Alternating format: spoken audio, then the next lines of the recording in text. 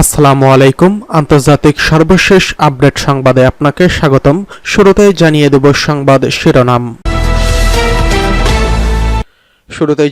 রাশিয়ায় আটক ইউক্রেনীয়দের মুক্তির বিনিময়ে উত্তর কোরীয় সেনাদের ফিরিয়ে দেওয়া হবে, জানিয়েছে জেলেনস্কি।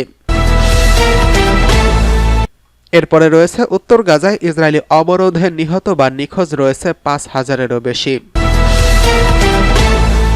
জানিয়ে দেব রুশ তেলে মার্কিন নিষেধাজ্ঞায় এবার বিপাকে পড়তে যাচ্ছে ভারত ও চীন। সর্বশেষ জানিয়ে দেব সিরিয়াকে ৫০ মিলিয়ন ইউরো দেওয়ার প্রতিশ্রুতি দিয়েছে জার্মান। এতক্ষণ শুনছিলেন সংবাদ শিরোনাম, এবারে বিস্তারিত। অনুরোধ থাকবে ভিডিওতে একটি লাইক করবেন এবং কমেন্টে জানিয়ে দিন কে কোথা থেকে ভিডিওটি দেখছেন, এবং পরবর্তী ভিডিও পেতে সাবস্ক্রাইব করতে ভুলবেন না। রাশিয়ায় আটক ইউক্রেনীয় বন্দীদের মুক্তির বিনিময়ে উত্তর কোরীয় সেনাদের ফিরিয়ে দেওয়ার শর্ত দিয়েছেন জেলেনস্কি। উত্তর কোরীয় সেনাদের কিম জং উনের কাছে ফিরিয়ে দিতে রাজি আছে কিয়েভ, তবে শর্ত হচ্ছে রাশিয়ার আটক ইউক্রেনীয়দের মুক্তি নিশ্চিতে সহায়তা করতে হবে। এই কথা বলেছেন ইউক্রেনীয় প্রেসিডেন্ট ভ্লাদিমির জেলেনস্কি। ব্রিটিশ বার্তা সংস্থা রয়টার্স এই খবর জানিয়েছেন। সামাজিক যোগাযোগ মাধ্যম এক্সে তিনি লিখেছেন, কিম জং উনের কাছে তার সেনাদের ফিরিয়ে দিতে আমরা তৈরি, বিনিময়ে রাশিয়ার হাতে বন্দী থাকা ইউক্রেনীয় সেনাদের মুক্তির বিষয়ে তার সহায়তা করতে হবে। উত্তর কোরিয়ার ২ সেনাকে কুরস্ক থেকে আটক করার কথা জানিয়েছিলেন জেলেনস্কি, এবং প্রথম পিয়ংইয়ংয়ের কোনো সেনাকে জীবিত অবস্থায় হেফাজতে নেওয়ার তথ্য নিশ্চিত করল কিয়েভ। জেলেনস্কি আরও বলেন, এবার আমরা ২ জন উত্তর কোরীয় সেনাকে আটক করতে পেরেছি, কোনো সন্দেহ নেই। সামনের দিনগুলোতে পিয়ংইয়ংয়ের আরও সেনা আমাদের হাতে বন্দী হবে, এটি কেবলমাত্র সময়ের ব্যাপার। জিজ্ঞাসাবাদের একটি ছোট ভিডিও এক্সে প্রকাশ করেছেন তিনি। সেখানে দেখা গেছে এক ব্যক্তির হাতে অন্য এক ব্যক্তির চোয়ালে ব্যান্ডেজ বাঁধা অবস্থায় বসে আছেন। তাদেরকে উত্তর কোরীয় সেনা হিসেবে দাবি করা হয় ওই ভিডিওতে। আটক হওয়া এক ব্যক্তি দোভাষীর মাধ্যমে দাবি করেছেন, আর কোনো ধারণা ছিল না যে তিনি ইউক্রেনের বিরুদ্ধে যুদ্ধ করেছেন। তাকে সামরিক মহড়ার যোগদানের কথা বলে পাঠানো হয়েছিল। গোলাগুলি শুরু হলে তিনি কিছু বুঝতে না পেরে লুকিয়ে পড়েন। কয়েকদিন পর তাকে ইউক্রেনীয় সেনারা খুঁজে পায়। আদেশ পেলে উত্তর কোরিয়ায় ফেরত যাবেন বলেও দোভাষীর মাধ্যমে জানিয়েছেন তিনি। তবে সুযোগ পেলে ইউক্রেন থেকে যাওয়ার আগ্রহ প্রকাশ করেছে কথিত ওই সেনা।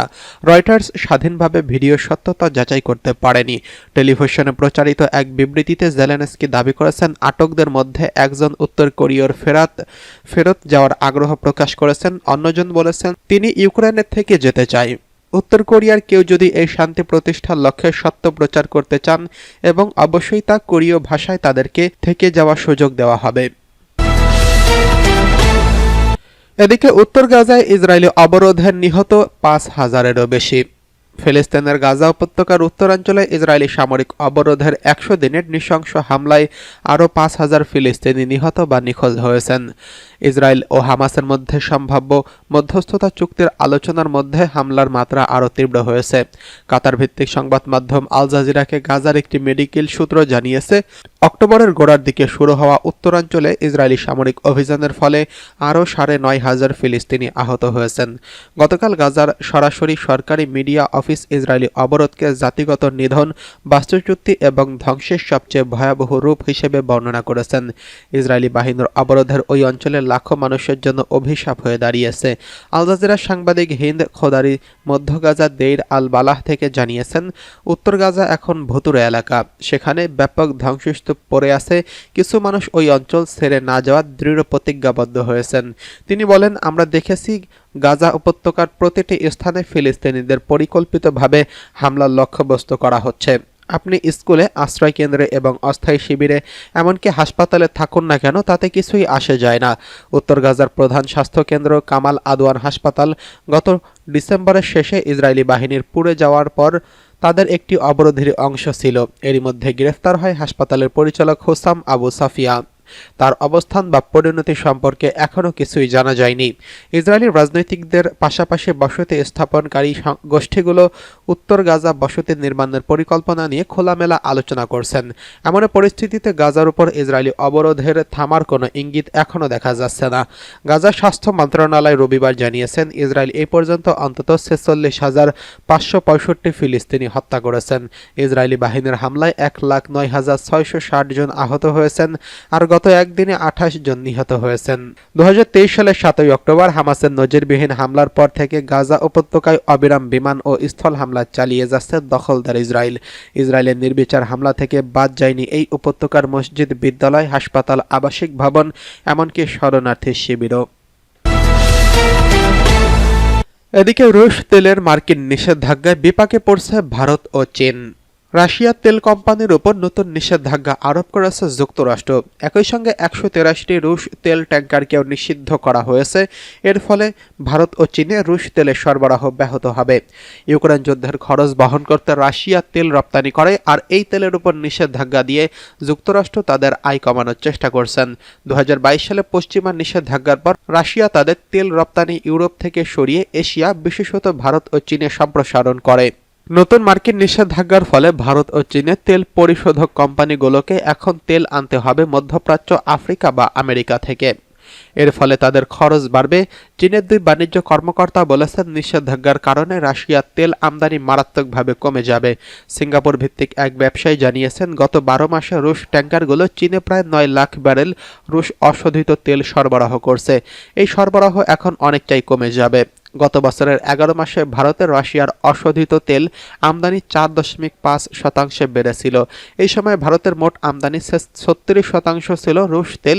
নিষেধাজ্ঞার ফলে ভারতকে এখন মধ্যপ্রাচ্য, আফ্রিকা ও আমেরিকা থেকে তেল কিনতে হবে, যা হবে ব্যয়বহুল। ভারতীয় কর্মকর্তারা বলেছেন, মধ্যপ্রাচ্যের তেলের দাম বেড়েছে এবং যুক্তরাষ্ট্রের তেলও কিনতে হতে পারে।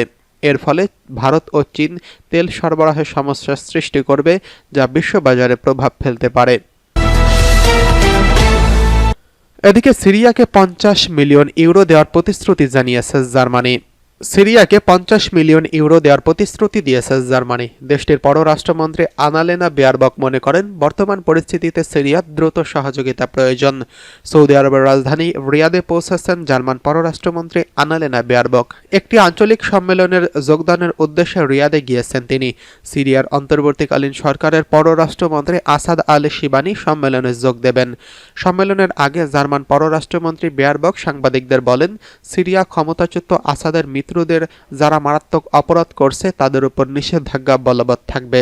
তিনি বলেন, ক্ষমতার এই পালাবদলের সময় সিরিয়া দ্রুত অর্থনৈতিক সহযোগিতা প্রয়োজন এবং সিরিয়ার যাদের কিছুই নেই তাদেরকে আমরা সহযোগিতা চালিয়ে যাব, যেমনটা আমরা পুরো গৃহযুদ্ধের সময় করেছি। আমরা খাদ্য, জরুরি আশ্রয়কেন্দ্র এবং স্বাস্থ্যসেবার জন্য আরও 50 মিলিয়ন ইউরো দেব।